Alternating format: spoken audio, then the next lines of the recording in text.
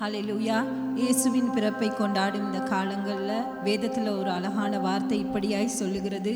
ஏசாயா 9ஆம் அதிகாரம் 6ஆம் வசனம். நமக்கு ஒரு பாலகன் பிறந்தார், நமக்கு ஒரு குமாரன் கொடுக்கப்பட்டார், கர்த்தத்துவம் அவர் தோளின் மேல் இருக்கும்.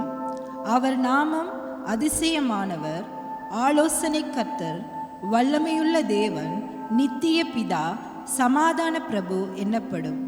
ஆமேன். இந்த காலங்களில் இயேசுவின் பிறப்பை கொண்டாடுகிற இந்த காலங்களில் மனமகிழ்ச்சியாய் சந்தோஷமாய் ஒருவருக்கொருவர் விட்டு கொடுத்து சந்தோஷமான ஒரு கிறிஸ்தவ வாழ்க்கை வாழ நாங்கள் அழைக்கப்பட்டிருக்கிறோம். முதலாவது அருமையான ஒரு பாடல். இந்த பாடலை நாங்கள் சந்தோஷமாய் பாடி கர்த்தருடைய நாமத்தை மகிமைப்படுத்துவோம்.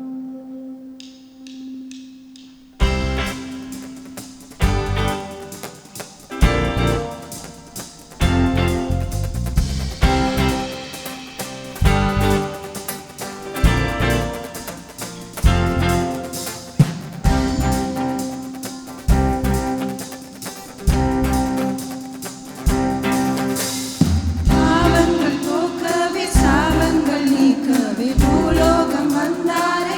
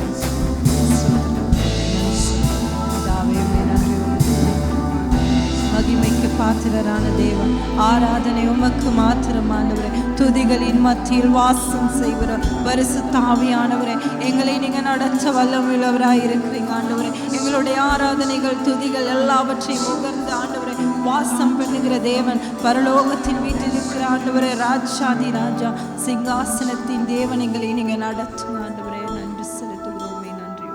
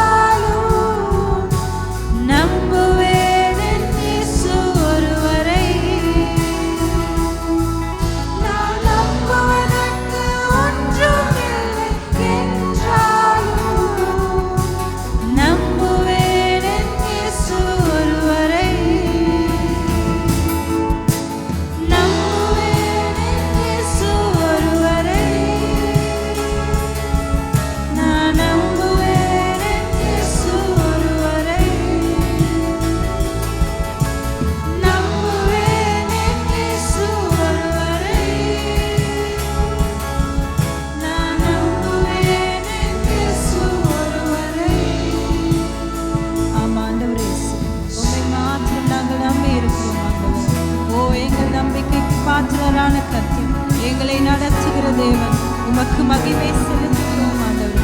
இயேசு என்கிற அதிகாரம் மேலான நாமம் உடையவரே நன்றி செலுத்துகிறோம். ஓ பரிசுத்த ஆவியானவரே நன்றி, எங்களை ஆளுகை செய்து எங்களை நடத்தும். ஓ உமக்கு நன்றி என்று சொல்லுகிறோம். இயேசுவே உம்மை மகிமைப்படுத்துகிறோம். இயேசு என்கிற நாமம் மேலான நாமமே உமக்கு, ஓ மகிமையான நாமமே உமக்கு நன்றி செலுத்துகிறோம். ஹல்லேலூயா. இயேசுவே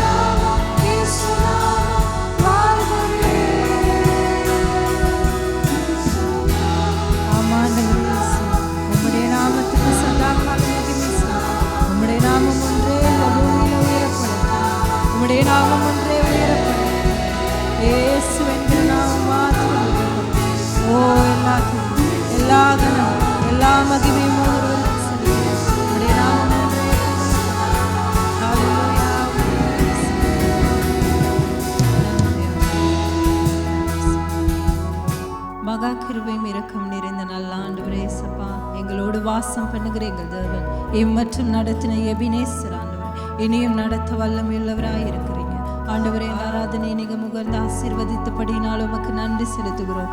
தகுதி இல்லாதவர்கள் ஐயா, நாங்கள் உம்முடைய சுத்த கிருபையினால் எங்களை தகுதிப்படுத்தியிருக்கிறீங்களே, நன்றி. நன்மை செய்ய இந்த பூலோகத்துக்கு வந்த தேவன், நாங்களும் அநேகருக்கு நன்மை செய்ய நல்ல ஒரு கிறிஸ்தவ வாழ்க்கை வாழ எங்களை அர்ப்பணிக்கிறோம். ராஜாதி ராஜாவை எங்களை தாழ்த்துகிறோம், உயர்த்துகிறோம். இயேசுவின் மகிமையுள்ள நாமத்துக்கு சதாகால மகிமை செலுத்துகிறோம். எல்லா துதியும் எல்லா கனமும் எல்லா மகிமையும் பரன் இயேசுவுக்கு செலுத்துகிறோம். இயேசுவின் மூலம் ஜெபம் கேளும் எங்கள் நல்ல பிதாவே, ஆமென். தேவனுடைய சமூகத்தை தேடி வந்த தேவ பிள்ளைகள் அனைவருக்கும் இனிய காலை வணக்கத்தோடு உங்கள் அனைவரையும் இந்த இணையதளத்துக்கு அன்போடு கூட வரவேற்கின்றோம். துதிகளின் மத்தியில் வாசம் செய்கிறதான நம் தேவாதி தேவனை நீங்கள் எங்கள் சபையோடு இணைந்து ஆராதித்திருப்பீர்கள் என்று நான் நம்புகிறேன்.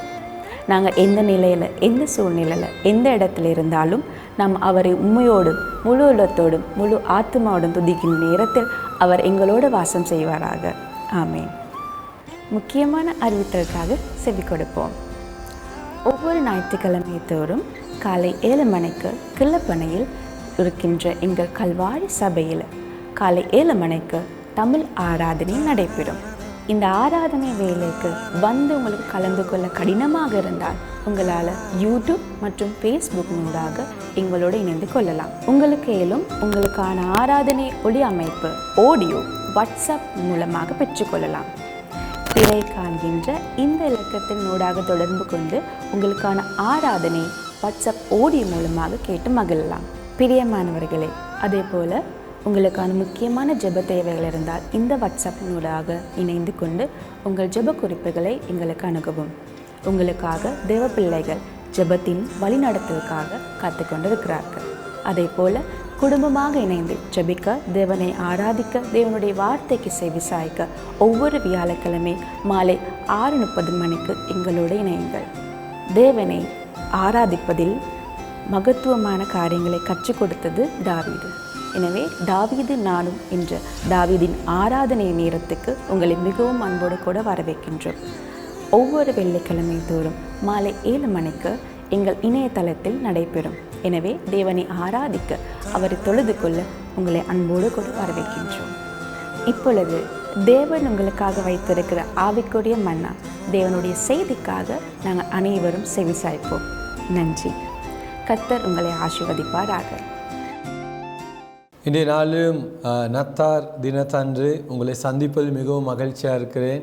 இன்று உலகம் முழுவதும் இயேசு கிறிஸ்துவுடைய பிறப்பை கொண்டாடி கொள்கிற ஒரு முக்கியமான நாளாக இருக்கிறது.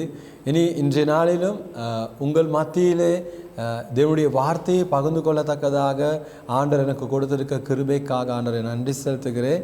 இன்றைய நாளில் நாங்கள் மத்தேயு 2ஆம் அதிகாரத்தில் முதல் 15 வசனத்தை நாங்கள் வாசிக்க போகிறோம். என்னோடு கூட நீங்களும் வேதாகமத்தை திருப்பிக் கொள்ளுங்கள்.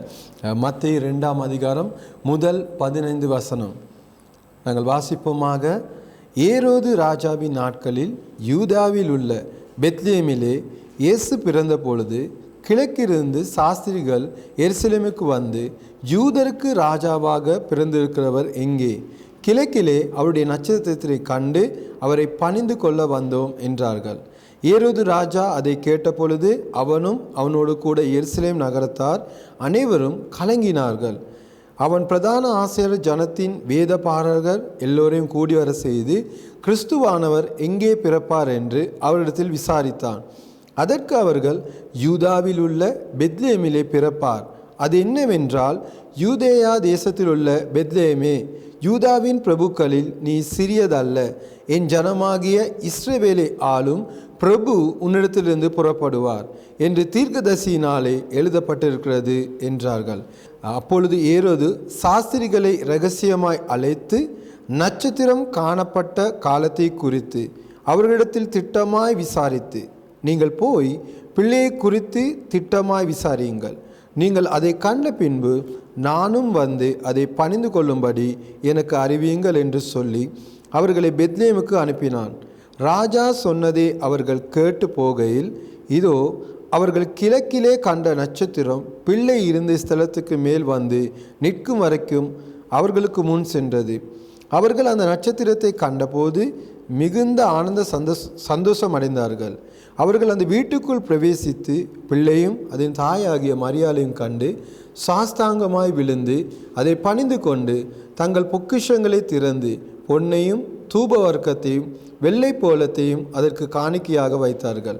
பின்பு அவர்கள் ஏரோதினிடத்துக்கு திரும்பி போக வேண்டாம் என்று சொப்பனத்தில் தேவனால் எச்சரிக்கப்பட்டு வேறு வழியாய் தங்கள் தேசத்துக்கு திரும்பி போனார்கள்.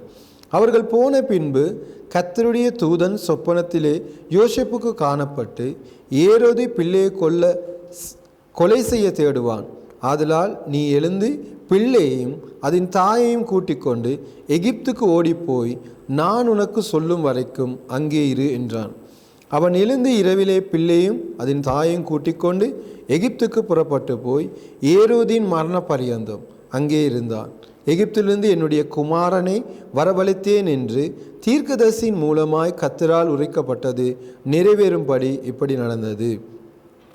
நல்லது பிரியமானவர்களே, நாங்கள் ஜெபம் செய்வோமாக. அன்பும் இரக்கமும் கிருபை நிறைந்த ஆண்டவரே, உம்முடைய பரிசுத்த வார்த்தைகளுக்காக நன்றி செலுத்துகிறேன்.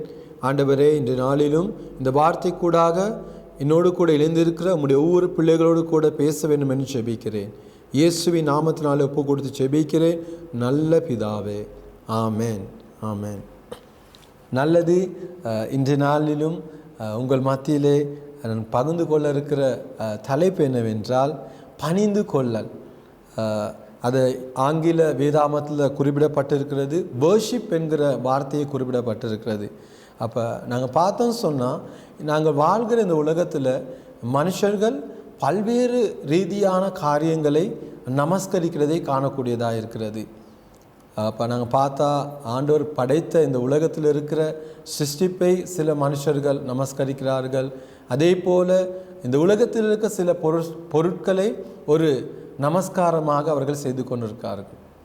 இந்த நமஸ்காரம் என்று சொல்லும்போது நாங்கள் பார்க்குறோம், நாங்கள் எங்களுடைய வாழ்க்கையில் இதற்கு மிகவும் முக்கியத்துவம் கொடுத்து அதற்காக எங்களுடைய காலங்களை நேரங்களை நாங்கள் கொடுக்கும்போது அது ஒரு நமஸ்காரமாய் மாறுகிறது.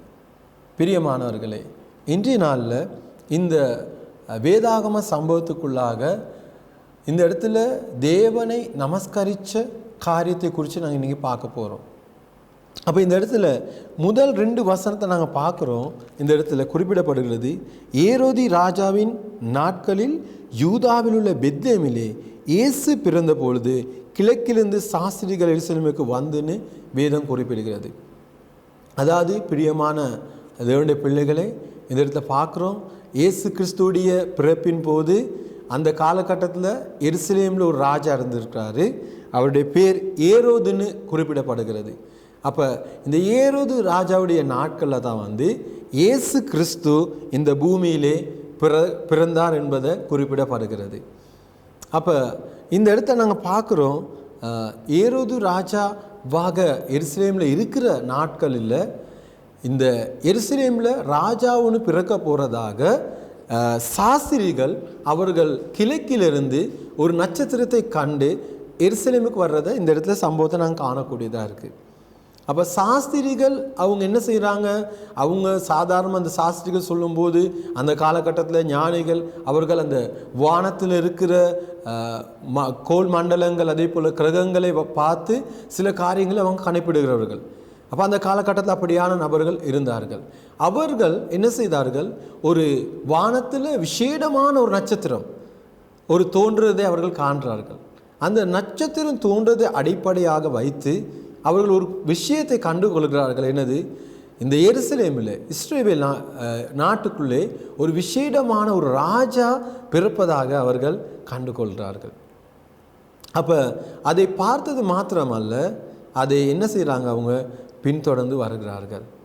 அந்த வசனத்தை நாங்கள் பார்க்குறோம். அவங்க பின்தொடர்ந்து வந்து அவங்க நேரடியாக போகிறாங்க, எருசலேமில் இருக்கிற ராஜாவுடைய அரண்மனைக்கு போகிறாங்க.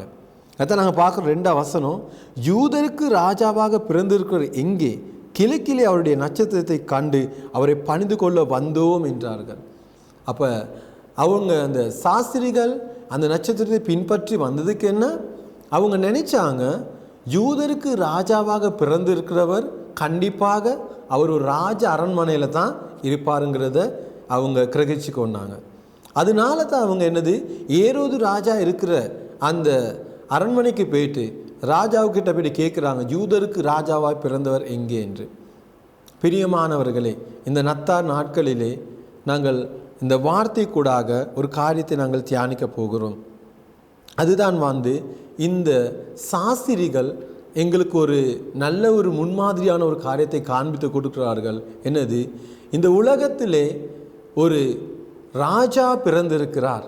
அந்த பிறந்த ராஜாவை நாங்கள் போயிட்டு தொழுது கொள்ள வேண்டும், அதாவது பணிந்து கொள்ள வேண்டும். இந்த வசனத்தை நாங்கள் பார்க்குறோம். 2ஆம் வசனத்தில் அவங்க சொல்கிறாங்க, அவரை பணிந்து கொள்ள வந்தோம்.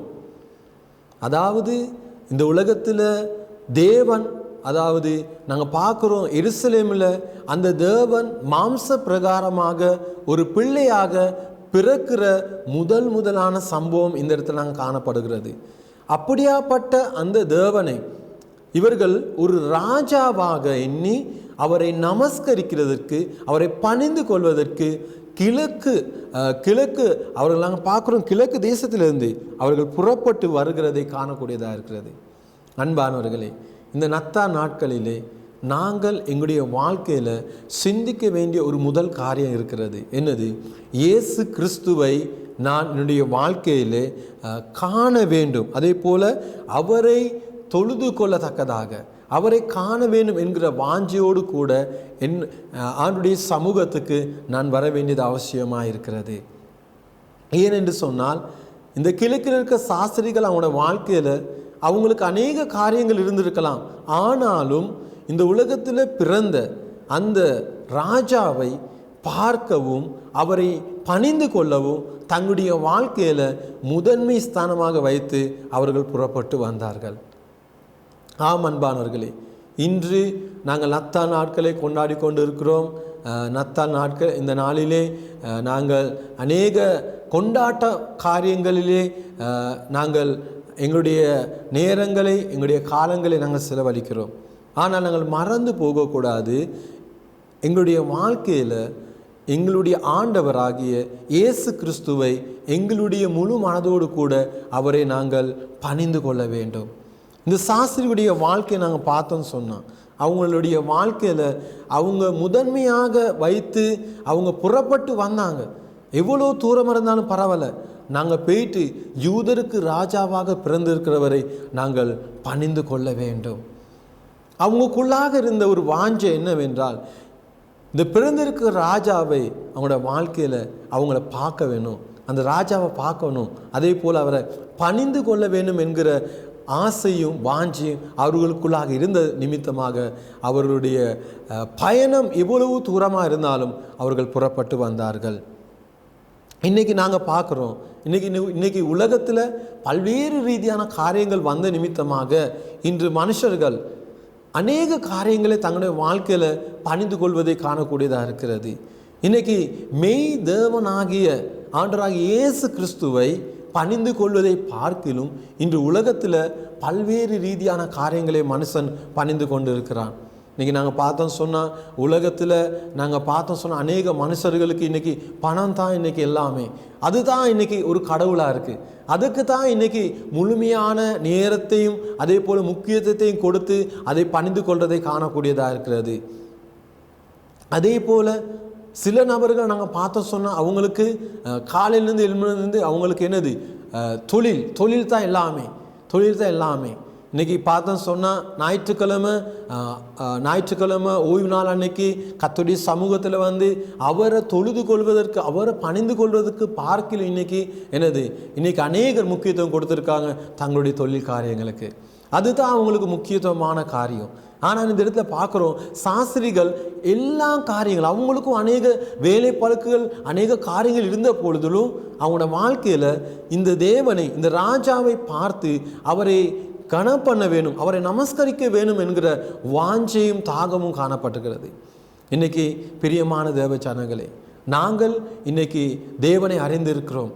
அவர்கள் அந்த காலகட்டத்தில் ஒரு ராஜாவாக பார்த்து அவரை பணிஞ்சு கொள்ளுங்கிற ஒரு ஆசையும் விருப்பம் அவங்களுக்குள்ளாக இருந்தது. இன்றைக்கி எங்களுக்கு தெரியும் இயேசு கிறிஸ்து ஒரு மெய்யான ஆண்டவர் என்று. அவர்தான் தேவன் என்பதை நாங்கள் அறிந்து இருக்கிறோம் தேவனுடைய வார்த்தையின் மூலியமாக. அப்போ எங்களுடைய வாழ்க்கையில் அவரை நமஸ்கரிப்பதற்கு, அவரை பணிந்து கொள்வதற்கு எங்களுடைய வாழ்க்கையில் இவ்வளோ தூரத்துக்கு நாங்கள் இடம் கொடுத்துருக்கோம் பிரியமானவர்களே. இந்த நாட்கள் நாங்கள் அதை சிந்தித்து பார்க்க வேண்டியது அவசியமாக இருக்கிறது. சில நேரத்தில் இன்றைக்கி ஞாயிற்றுக்கிழமை நாளில் சில நேரம் நாங்கள் நமஸ்கார வேலையை கூட சில நேரம் சரியாக நாங்கள் கலந்து கொள்வதில்லை. சில நேரம் நாங்கள் நமஸ்காரத்தை கொடுக்க வேண்டிய, ஆண்டவருக்கு கொடுக்க வேண்டிய கௌரவத்தை கொடுக்காமல் எங்களுடைய வாழ்க்கையில் எங்களுடைய சில நேரம் எங்களுடைய இஷ்டப்படி நாங்கள் வாழ்ந்து கொண்டு இருக்கலாம்.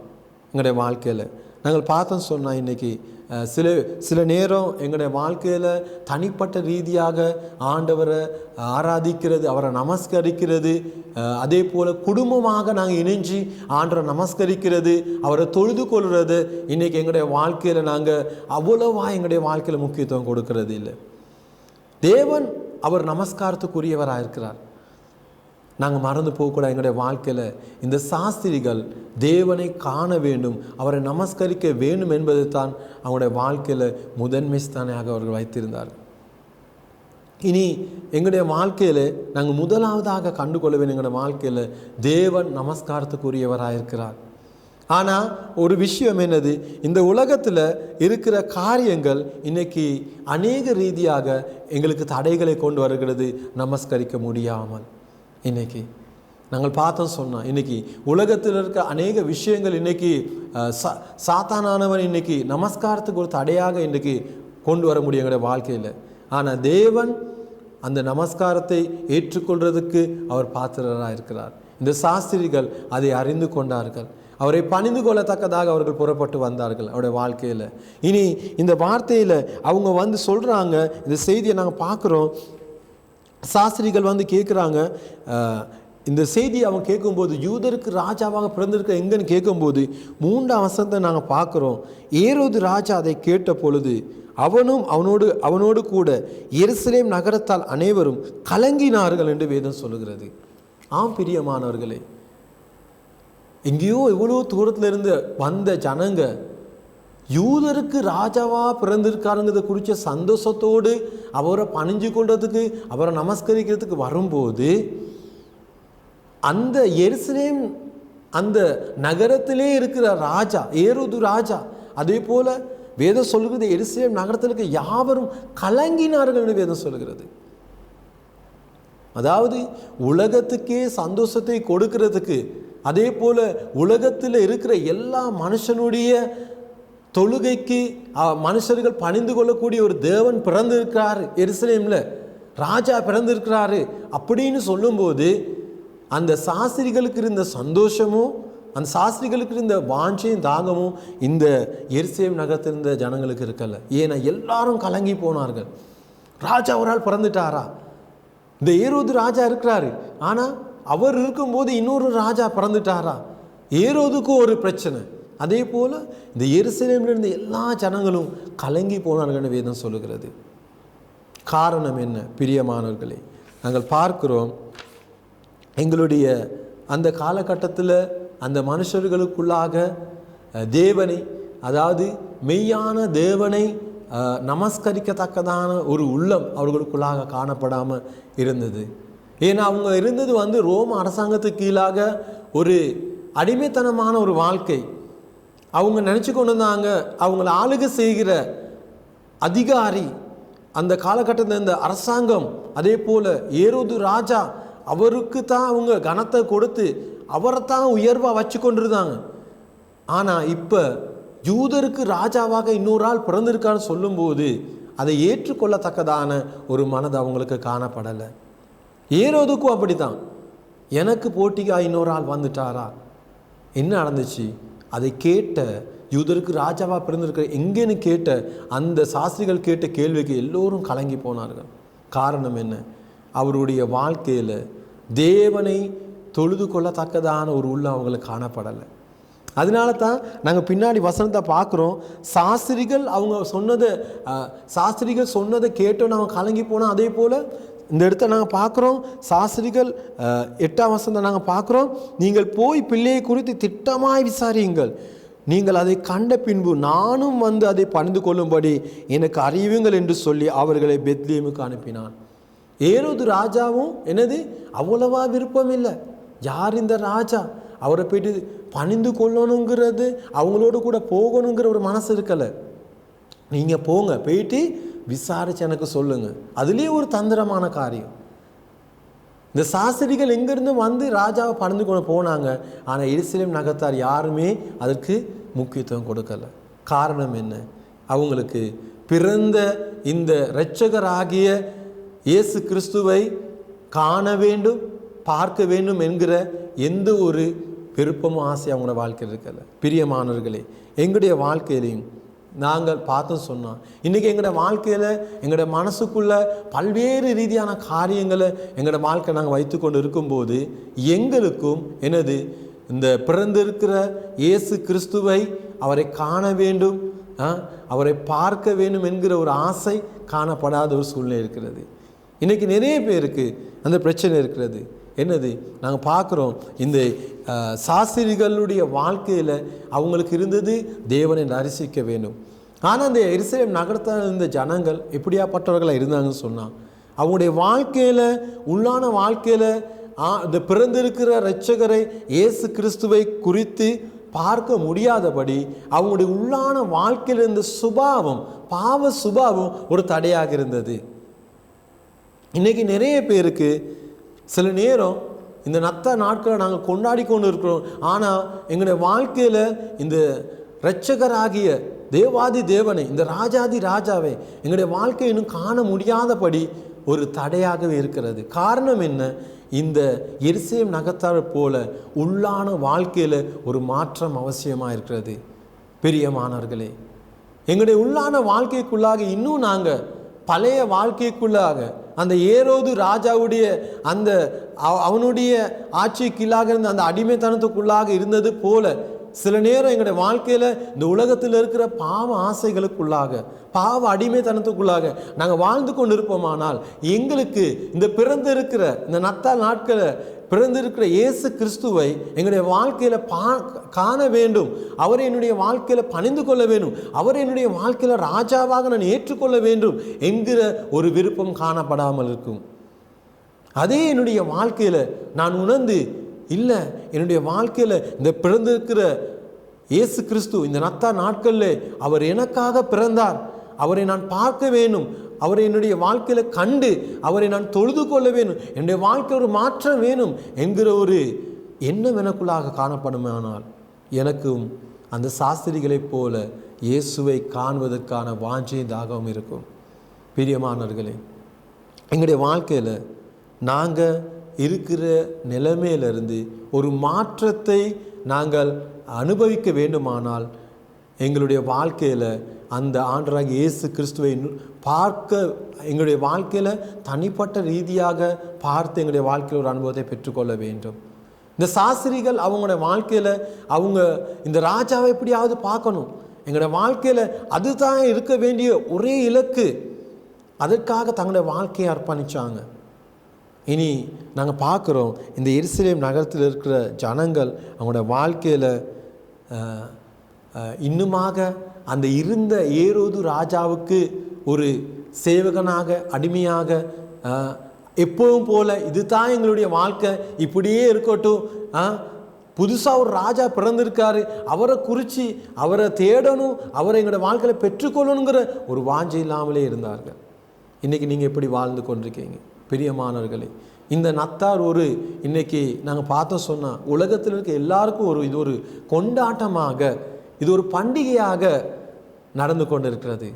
ஆனால் பிரியமானவர்களே, இந்த நத்தார் நாட்களிலே நாங்கள் காண வேண்டிய முக்கியமான காரியம் என்னவென்றால், இந்த பிறந்திருக்கிற ராஜாதி ராஜாவாகிய இயேசு கிறிஸ்துவை என்னுடைய வாழ்க்கையிலே நான் கண்டு அவரே என்னுடைய வாழ்க்கையில் ஆண்டவராக ஏற்றுக்கொண்டு அவருக்கு மாத்திரம் என்னுடைய வாழ்க்கையில் தொழுகை செய்கிறவனாய் நான் மாற வேண்டும்.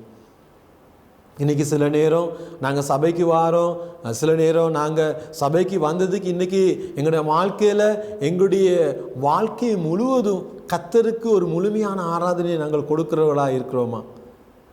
எங்களுடைய வாழ்க்கையில் இன்னும் நாங்கள் மற்ற காரியங்களை எங்களோட வாழ்க்கையில் நாங்கள் பின்பற்றி கொண்டு இல்லாட்டி பழைய எங்களோட வாழ்க்கையில் நாங்கள் கடைப்பிடிச்சு கொண்டு வந்த சம்பிரதாயமான முறைகள் சில நேரம் அடிமைத்தனத்துகளுக்குள்ளாக நாங்கள் வாழ்ந்து கொண்டிருந்தால் தேவனை முழு மனதோடு கூட எங்களை ஆராதிக்க முடியாது. அது ஆண்டவராகிய இயேசு கிறிஸ்து சொன்னார், பரிசுத்தம் இல்லாமல் ஒருவரும் தேவனை தரிசிக்க முடியாது. அதே போல் ஆண்டவராகிய இயேசு கிறிஸ்து யோவான் 4:24 சொன்னார், ஆவியோடும் உண்மையோடும் தேவனை தொழுது கொள்ள வேண்டும் என்று. ஆம் பிரியமானவர்களே, அப்படியாப்பட்ட ஒரு தொழுகை செய்கிற ஒரு ஆண்டவராக எங்களுடைய ஆண்டவராகிய இயேசு கிறிஸ்து இருக்கிறார். இந்த இடத்துல நாங்கள் பார்க்குறோம், இந்த சாஸ்திரிகள் அவர்கள் இன்னுமாக 9ஆம் வசனத்தை நாங்கள் பார்க்குறோம். அவங்களோட வாழ்க்கையில் அவங்க ராஜா அரண்மனைக்கு தேடி போனாங்க அந்த ராஜாவை தொழுகை செய்கிறதுக்கு. ஆனால் அந்த இடத்துல இல்லைன்னு சொன்னோன்னு அவங்களுடைய பயணத்தை விட்டு விடலை. நாங்கள் பார்க்குறோம் 9ஆம் வசனத்துலேருந்து, ராஜா சொன்னதை அவர்கள் கேட்டு போகையில் இதோ அவர்கள் கிழக்கிலே கண்ட நட்சத்திரம் பிள்ளை இருந்த ஸ்தலத்துக்கு மேலாக வந்து நிற்கும் வரைக்கும் அவர்களுக்கு முன் சென்றது. அவர்கள் அந்த நட்சத்திரத்தை கண்டபோது மிகுந்த ஆனந்த சந்தோஷம் அடைந்தார்கள்.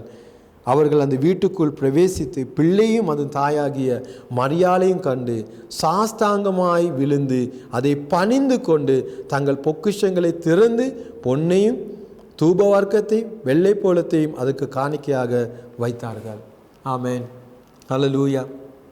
பாருங்க அன்பானவர்களே, இந்த எருசலேமில் பிறந்த இந்த ராஜாதி ராஜாவாகிய இயேசு கிறிஸ்துவை கிழக்கில் எங்கேயோ இருந்து சாஸ்திரிகள் புறப்பட்டு வந்து அந்த எருசலேமில் இருக்கிற ராஜாவை வந்து அவர்கள் பணிந்து கொண்டார்கள். நாங்கள் பார்க்குற இந்த இடத்துல இவங்க வந்து அந்த பிள்ளையை வீட்டுக்குள்ளே பிரவேசித்தோன்னு அவங்க பிள்ளையை காண்றாங்க, மரியாதையும் காண்றாங்க. கண்டோன்னு சாதாரணமாக இவங்க ராஜ அரண்மனைக்கு தேடி போனாங்க அந்த நமஸ்காரத்தை பணிந்து கொள்வதற்கு, பிள்ளையை கண்டு தொழுது கொள்வதற்கு. ஆனால் அந்த இடத்துல இல்லைன்னு சொன்னோன்னு திரும்ப வந்து இங்கே ஒரு சாதாரண வீட்டில் அதே ராஜா பிறந்திருக்காரு. ஆனால் அவங்க என்னது அவங்க எதிர்பார்த்த மாதிரி அந்த ராஜாவை ஏற்றுக்கொண்டாங்க. ஏற்றுக்கொண்டது மாத்திரமல்ல, நாங்கள் பார்க்குறோம் சாஸ்தாங்கமாய் விழுந்து அதை பணிந்து கொண்டுன்னு சொல்லப்படுகிறது. அதாவது இயேசு கிறிஸ்து மாத்திரமே நமஸ்காரத்துக்குரியவர், அதாவது பணிந்து கொள்ளத்தக்கராக இருக்கிறார். அப்போ இந்த இடத்துல நாங்கள் காண்றோம், இந்த சாஸ்திரிகள் வந்து அந்த இடத்துல இயேசு கிறிஸ்துவை கண்டு, இயேசு பாலகனை கண்டு அவரை வச்சிருக்கிற அந்த சின்ன ஒரு குழந்தையாக தொட்டில் வச்சிருப்பாங்க. அந்த இடத்துல வந்து இவங்க சாஸ்தாங்கமாய் விழுந்து பணிந்து கொண்டார்கள் வேதம் சொல்லுகிறது.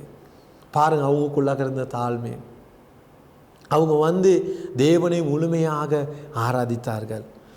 இந்த இடத்துல நாங்கள் பார்க்குறோம், அவங்களோட வாழ்க்கையில் அவங்க ஒரு விஷயத்தை உணர்ந்துருந்தாங்க. அந்த சாஸ்திரிகள் அவங்களுக்கு இருந்த பதவியோ, அவங்களுக்கு இருந்த புகழோ, அவங்களுக்கு இருந்த சொத்து பத்துகளோ, பணமோ, எந்த ஒரு காரியத்தை பார்க்கலும் அவங்க ஒரு விஷயத்தை அறிஞ்சு கொண்டாங்க. எங்களுக்கு இருக்கிற எல்லாவற்றையும் பார்க்கலும் இவர் தான் உன்னதமானவர். ஆமேன், ஹல்லேலூயா. இந்த நத்தார் நாட்களிலே நாங்கள் உணர்ந்து கொள்ள வேண்டிய மிகவும் முக்கியமான காரியம், எங்களோட வாழ்க்கையில் எங்களுக்கு ஆண்டவர் கொடுத்துருக்க நன்மையான நிறைய விஷயங்கள் இருக்கலாம். ஆனால் அது எதுவுமே ஆண்டவரை சமானப்படுத்த முடியாது, ஆண்டவருக்கு ஒப்பாக முடியாது. இன்றைக்கி நாங்கள் பார்க்குற உலகத்தில் கடவுளை பார்க்கிலும் இந்த உலகத்தில் இருக்க காரியங்கள் அதுக்கு மேலாக ஒப்பிடப்பட்டு கொண்டிருக்கிறது. அன்பான தேவ ஜனங்களே, இந்த கிறிஸ்மஸ் நாட்களிலே நீங்களும் நானும் ஆண்டவரை எங்களுடைய வாழ்க்கையில் இருக்கிற எல்லாவற்றிலையும் பார்க்கிலும் உயர்வானவர்களாய் நாங்கள் பார்க்க வேண்டியது அவசியமாக இருக்கிறது. இந்த சாஸ்திரிகள் அவர்கள் வந்து சாஷ்டாங்கமாய் விழுந்து பிள்ளையை பணிந்து கொண்டார்கள். அது மாத்திரமல்ல, என்ன செஞ்சாங்க, அவங்க பொன்னையும் தூபவர்க்கத்தையும் வெள்ளை போலத்தையும் காணிக்கையாக கொடுத்தாங்க. ராஜாவை பார்க்க வந்தாங்க, ராஜா பார்க்க வந்து என்ன செஞ்சாங்க, அந்த ராஜாவுக்கு காணிக்கையை கொடுத்தாங்க. நாங்கள் இந்த இடத்துல பார்க்குறோம், சாதாரணமாக ஒரு ராஜாவை பார்க்க போகும்போது என்னது, அவங்களுக்கு தங்கம் கொண்டு போவாங்க. இந்த இடத்துல நாங்கள் பார்க்குறோம், இந்த சாஸ்திரிகள் இயேசு ராஜாவுக்கு அவங்க தங்கத்தை கொடுத்தாங்க. தங்கம் அவங்க பார்க்குறோம், சாதாரணமாக ஒரு ராஜாவுக்கு பார்க்க வரும்போது கொடுக்குற ஒரு உன்னதமான பரிசு. இயேசு கிறிஸ்து அவங்க ராஜாவை ஏற்றுக்கொண்டாங்க, ராஜாதி ராஜாவை ஏற்றுக்கொண்டாங்க. அதனால தான் என்னது, இயேசு கிறிஸ்துவுக்கு அவங்க தங்கத்தை கொடுத்தாங்க. தங்கத்தை கொடுக்குற மூலியமாக இவர் மெய்யான ஒரு ராஜா, நாங்கள் ஏற்றுக்கொள்கிற ஒரு மெய்யான ஒரு ராஜாவாக, அப்படியாக அவர்கள் அறிக்கை செய்கிறார்கள். அதே போல் நாங்கள் பார்க்குறோம், தூப வர்க்கத்தை அவர்கள் கொடுக்குறாங்க அந்த பிள்ளைக்கு காணிக்கையாக. நாங்கள் பார்க்குறோம், தூப வர்க்கை சொல்லும்போது இவர் நமஸ்காரத்துக்குரியவர், இவர் தொழுகைக்குரியவர், இயேசு கிறிஸ்துவே நமஸ்காரத்துக்கு உரியவர் என்பதை இவர்கள் அடையாளப்படுத்துகிறார்கள். அதே போல வெள்ளை போலத்தை அதுக்கு காணிக்க வச்சார்கள். அதன் மூலியமாக அவர்கள் என்ன சொல்ல வருகிறார்கள்? வெள்ளை போலம் அது மரணத்துக்கு அடையாளமாக இருக்கிறது. அதாவது இந்த பிறக்கிற குழந்தை என்னது? மரிக்க போகிறது. இயேசு கிறிஸ்து இந்த உலகத்தில் பிறந்தது என்னதுக்காக? இந்த உலகத்தில் சதாகாலம் வாழ்வதற்காக அல்ல, மறிக்கத்தக்கதாக. இந்த குழந்தை மறிக்க போகிறது. அந்த மரணத்துக்கு அடையாளமாக இந்த சாஸ்திரிகள் வெள்ளை போலத்தை கொண்டு வைத்தார்கள். அதன் மூலியமாக நாங்கள் பார்க்குறோம், ஆண்டவராகிய இயேசு கிறிஸ்து இந்த உலகத்திலே மனுக்குலத்துடைய எல்லா பாவத்தையும் சுமந்து கொண்டு, இந்த தேவன் இந்த உலகத்தில் இருக்கிற எல்லா அக்கிரமங்களையும் சுமந்து கொண்டு கல்வாரி சிலுவையில் அவர் மனிதர்களுக்காக தன் ஜீவனை கொடுத்தார். இந்த கிறிஸ்மஸ் நாட்கள் நாங்கள் இயேசு கிறிஸ்துடைய பிறப்பை நினைவு கூர்ந்து கொண்டாடி கொண்டிருக்கிறோம். அதே போல் நாங்கள் மறந்து போகக்கூடாது, இயேசு கிறிஸ்து பிறந்தது எங்களுடைய வாழ்க்கையில் இந்த முழு உலகத்தில் இருக்க மனுக்குலத்துடைய பாவங்களை, சாபங்களை, அக்கிரமங்களை அவர் சுமந்து தீர்ப்பதற்காகவே இந்த உலகத்திலே பிறந்தார். அவருடைய இரத்தம் இந்த பூமியிலே சிந்தப்பட்டு ஒவ்வொரு மனிதனுடைய பாவங்களையும் கழுவி சுத்திகரித்து இன்னைக்கு அவர் நீதிமானாக்கி கொண்டிருக்கிறார். அந்த இயேசு கிறிஸ்துவை இந்த நத்தா நாட்களில் நீங்கள் விசுவாசித்து ஏற்றுக்கொள்ளுவீர்களான, இன்னுமாக இயேசு கிறிஸ்துவ உங்களுடைய வாழ்க்கையில் ராஜாவாக ஏற்றுக்கொள்ளாமல், அவருக்கு உங்களுடைய வாழ்க்கையில் இடம் கொடுக்காமல், உங்களுடைய உள்ளான வாழ்க்கையில் இன்னும் இந்த உலகத்தில் இருக்க இச்சைக்குள்ளாக, அடிமைத்தனத்துக்குள்ளாக, பாவத்துக்குள்ளாக நீங்கள் வாழ்ந்து கொண்டிருப்பீர்களானால், இன்றைய நாள் உங்களுடைய வாழ்க்கையில் ஒரு அருமையான சந்தர்ப்பம். இயேசு கிறிஸ்துவ உங்களுடைய வாழ்க்கையை ஒப்புக் கொடுங்க. அவருக்கு உங்களுடைய வாழ்க்கையை முழுமையாக ஒப்பு கொடுப்பீர்களானால் அவர் உங்களுடைய எல்லா பாவங்களையும் மன்னித்து உங்களுடைய இருதயத்திலே ராஜாதி ராஜாவாக வந்து உங்களுடைய வாழ்க்கையை ஆளுகை செய்ய ஆயத்தமாக இருக்கிறார். இனி இந்த நாளில் உங்களுடைய வாழ்க்கையை ஆண்டவருக்கு முழுமையாக ஒப்பு கொடுத்து பாருங்கள். அவர் உங்களுடைய வாழ்க்கையில் கிரிகை செய்ய வல்லமையுள்ள தேவனாக இருக்கிறார். இந்த சாஸ்திரிகள் நாங்கள் பார்த்தோமானால் அவர்கள் இயேசு கிறிஸ்துவை, ராஜாதி ராஜாவை அவர்கள் பார்த்தது மாத்திரமல்ல, அவருடைய வாழ்க்கையில் கண்டு கொண்டாங்க. அந்த ராஜாவை அவரை தொழுகை செய்தாங்க. அவருடைய வாழ்க்கையில் ஒரு மாற்றம் ஏற்பட்டது. இயேசு கிறிஸ்துவை பார்த்து அவரை அறிந்து கொண்ட பிறகு அவர் தான் தேவன், அவர் தான் ராஜாதி ராஜா. இந்த உலகத்திலே அவருக்கு நமஸ்காரத்தை கொடுத்து அவருக்கு தங்களுடைய வாழ்க்கையிலே காணிக்கையை செலுத்தி அவரை கனம் பண்ணினார்கள். இன்றைக்கி எங்களுடைய வாழ்க்கை நாங்கள் இப்படி வாழ்ந்து கொண்டிருக்கிறோம். இந்த விஷயம் இந்த நத்தா நாட்களில் தேவனுடைய பிள்ளைகளாக நாங்கள் எங்களுடைய வாழ்க்கையில் தேவன் எங்ககிட்ட விரும்புகிற முதலாவது காரியம்தான் இந்த சாஸ்திரிகளை போன்று அவரை முழு மனதோடு கூட தேடுவது. இந்த உலகத்தில் அநேக காரியங்கள் இருக்கலாம், ஆனால் அவரை முதன்மை ஸ்தானத்தை வைத்து அவரை தேடுவது, ராஜாதி ராஜாவை தேடுவது. அது மாத்திரமல்ல, எங்களுடைய வாழ்க்கையில் அவருக்கு கொடுக்க வேண்டிய கனத்தை, அவருக்கு கொடுக்க வேண்டிய நமஸ்காரத்தை எங்களுடைய வாழ்க்கையிலே கொடுப்பதிலே தேவன் பிரியமாக இருக்கிறார். கர்த்தர் சொல்லியிருக்கார், என்னது? என்னை முழு இருதயத்தோடு தேடுவீர்களானால் நான் உங்களுக்கு என்னை வெளிப்படுத்துவேன் என்று. இனி இந்த இடத்துல நாங்கள் பார்க்குறோம், சாஸ்திரிகள் 12 வசனம் சொல்லுது, பின்பு அவர்கள் ஏரோதினிடத்துக்கு திரும்பி போக வேண்டாம் என்று சொப்பனத்தில் தேவனால் எச்சரிக்கப்பட்டு வேறு வழியாய் தங்கள் தேசத்துக்கு திரும்பி போனார்கள்.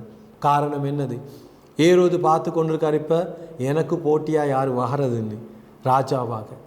இதுதான் மனுஷனுக்குள்ளாக இருக்க சுபாவம். ஆனால் தேவன் அந்த இடத்துல அந்த சாஸ்திரிகளுக்கு வெளிப்படுத்தி அவர்கள் எச்சரிக்கிறார், நீ வேறு வழியாக போக வேண்டும். ஏனென்றால் ஏரோதுடைய தந்திரத்தை தேவன் அறிந்திருந்தார். அதனால் சாஸ்திரிகளுக்கு எச்சரிக்கிறார். அதே போல் ஆண்டவர் நாங்கள் பார்க்குறோம் 13 வசனத்தில், அவர்கள் போன பின்பு கர்த்தருடைய தூதன் சொப்பனத்திலே யோசேப்புக்கு காணப்பட்டு, ஏரோது பிள்ளையை கொலை செய்ய தேடுவான், ஆதலால் நீ எழுந்து பிள்ளையும் அதன் தாயையும் கூட்டிக் கொண்டு எகிப்துக்கு ஓடிப்போய் நான் உனக்கு சொல்லும் வரைக்கும் அங்கே இரு என்றான். அவன் எழுந்து இரவிலே பிள்ளையும் அதன் தாயையும் கூட்டிக் கொண்டு எகிப்துக்கு புறப்பட்டு போனான் என்று வேதம் சொல்லப்படுகிறது. ஆம் பிரியமானவர்களே, இயேசு கிறிஸ்து பிறந்து அவருடைய பிறப்பை அந்த இடத்துல நாங்கள் பார்க்குறோம். ராஜாவாக பிறந்த பின்பதாகவும் எருசலேம் அந்த நகரத்துக்குள்ளாக அவருக்கு வந்த பிரச்சனை நாங்கள் பார்க்குறோம். அந்த நமஸ்காரத்துக்குரிய தேவன் பிறந்த போது இந்த ஏரோது என்கிற அந்த ராஜா இயேசு கிறிஸ்துவை கொலை செய்கிறதுக்கு அவன் தேடுகிறான். ஆனால் தேவன் யோசேப்போடு பேசி மரியாதை அழைத்து கொண்டு பிள்ளை எகிப்துக்கு பாதுகாப்பாக அனுப்புகிறதை இந்த இடத்துல நான் காணக்கூடியதாக இருக்கிறது. அடுத்த வசனம் சொல்லுகிறது என்னது? ஏரோதின் மரண பரியந்தம் அங்கே இருந்தான். எகிப்திலிருந்து என்னுடைய குமாரனை வரவழைத்தேன் என்று தீர்க்கதரிசியின் மூலியமாய் கர்த்தரால் உரைக்கப்பட்டது நிறைவேறும்படி இப்படியாக நடந்தது. இயேசு கிறிஸ்துடைய பிறப்பு அற்புதமானது. அவருடைய பிறப்பு அற்புதமானது போல அவருடைய வாழ்க்கையில் நடந்த ஒவ்வொரு சம்பவங்களும் வேதாகமத்திலே தீர்க்க தரிசனத்தின் நிறைவேறுதலாக இருக்கிறது. ஆமென், ஹல்லேலூயா. காரணம், இயேசு கிறிஸ்து சாதாரண ஒரு நபர் அல்ல, அவர் ஒரு தேவன் என்பதை வெளிப்படுத்துகிறதை காணக்கூடியதாக இருக்கிறது. இந்த வசனம் நாங்கள் பார்க்குறோம், தீர்க்கதரிசியின் மூலியமாய் சொல்லப்பட்டது நிறைவேறும்படி இது நடந்தது என்று. ஆம் பிரியமானவர்களே, இயேசு கிறிஸ்து மெய்யான தேவன். அவரே எங்களுடைய வாழ்க்கையில் ராஜாதி ராஜாவாக எங்களுடைய வாழ்க்கையை ஆளுகை செய்யத்தக்கதாக இந்த உலகத்துக்கு மாம்சமாய் பிறந்து வந்த தேவனாக இருக்கிறார். இனி இந்த நத்த நாட்களே நாங்கள் மறந்து போகக்கூடாது. எங்களுடைய வாழ்க்கையில் முதலாவதாக நான் சொன்னது போல இந்த சாஸ்திரிகளை போன்று எங்களுடைய வாழ்க்கையில் தேவனை காண வேண்டும் என்கிற ஒரு வாஞ்சை விருப்பம் எங்களுடைய வாழ்க்கையில் எப்பொழுதும் காணப்பட வேண்டியது அவசியமாக இருக்கிறது. அதே போல் நாங்கள் பார்க்குறோம், ரெண்டாவது காரியம் உங்களுக்கு சொன்னேன், எங்களுடைய சுபாவம், எங்களுடைய வாழ்க்கையில் சுபாவ மாற்றத்தை தேவன் எதிர்பார்க்கிறார். எங்களுடைய உள்ளான வாழ்க்கையில் மாற்றம் ஏற்படாமல், எங்களுடைய வாழ்க்கையில் ஒரு விடுதலை பெறாமல் எங்களுக்கு தேவனை சுயாதீனமாக தொழுது கொள்ள முடியாது. சுயாதீனமாய் அவரை ஆராதனை செய்ய முடியாது. அது ஒரு தடையாக இருக்க முடியும். ஆனால் இந்த சாஸ்திரிகளைப் போல மூன்றாவதாக நான் சொன்ன காரியம், எல்லாவற்றையும் பார்க்கல அவர்களுக்கு இருந்த எல்லாவற்றையும் பார்க்கிலும் அவர்கள் அவருக்கு கனத்தை கொடுத்து சாஸ்தாங்கமாய் விழுந்து தேவனுக்கு கனத்தை கொடுத்து அவரை தொழுகை செய்தார்கள். இன்றைக்கி எங்களுடைய வாழ்க்கையில் எங்களுக்கு தேவன் கொடுத்திருக்கிற எல்லாவற்றிலும் பார்க்கிலும் எங்களுடைய வாழ்க்கையில் முதன்மை ஸ்தானம் அவருக்கு கொடுத்து அவரை பணிந்து கொண்டு அவரை ஆராதிக்கிற ஒரு நபராக இந்த கிறிஸ்மஸ் நாட்களிலே வாழுகிற ஒரு பாத்திரமாய் நாங்கள் இருப்போமாக. கர்த்தர் தாமே உங்களை ஆசீர்வதிப்பாராக. நாங்கள் ஜெபம் செய்வோம். ஜெபம் செய்து கர்த்தருக்கு ஒப்பு கொடுப்போம். இந்த அருமையான கிறிஸ்மஸ் நாட்களிலே அவரை மாத்திரம் எங்களுடைய வாழ்க்கையில் ஆண்டவராக ராஜாதி ராஜாவாக நாங்கள் ஏற்றுக்கொண்டு எங்களுடைய வாழ்க்கையை அவருக்கு ஒப்பு கொடுத்து அந்த ராஜாதி ராஜாவாகிய இயேசு கிறிஸ்து காண்பிக்கிற அந்த வழியின்படி வாழ்வதற்கு எங்களை ஒப்பு கொடுப்போம். அப்படி வாழுகிற ஒரு வாழ்க்கை தான் ஒரு வெற்றியுள்ள ஒரு கிறிஸ்தவ வாழ்க்கை. அந்த வாழ்க்கையை வாழும்போது நாங்கள் தேவனை மகிமைப்படுத்த முடியும். நல்லது, நாங்கள் இந்த வேளை கண்களை மூடி நாங்கள் ஜெபம் செய்வோம். கர்த்தருக்கு ஒப்பு கொடுப்போம். கர்த்தர் தாமே உங்களை அவ்வனமாக மாற்ற வல்லமையுள்ளவராக இருக்கிறார். நாங்கள் ஜெபம் செய்வோமாக.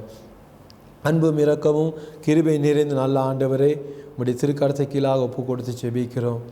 பிதாவே, இயேசு கிறிஸ்து என்கிற அந்த ராஜாதி ராஜா எங்களுடைய வாழ்க்கையில் ஆளுகை செய்கிறதுக்கும் அவருக்கு மாத்திரம் எங்களுடைய வாழ்க்கையில் நமஸ்காரத்தை கொடுக்கிற ஒரு பாத்திரமாக இந்த நட்டா நாட்களில் எங்களை மாற்றும் ஐயா.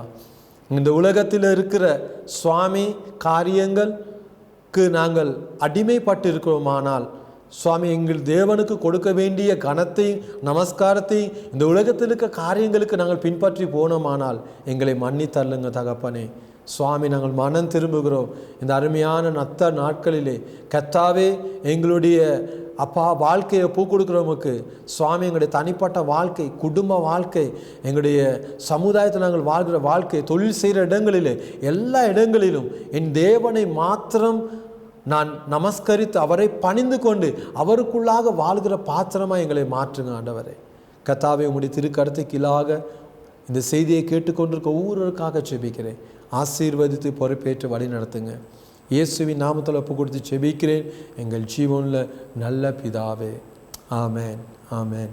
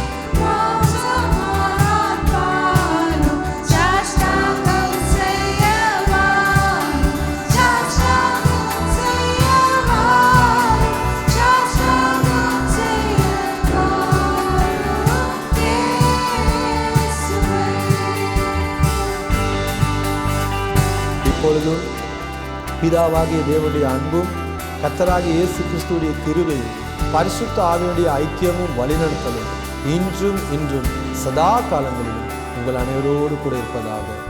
ஆமென். ஆமென். கர்த்தர் தாமே உங்களை ஆசீர்வதிப்பாராக. இனிய நத்தார் வாழ்த்துக்கள். God bless you.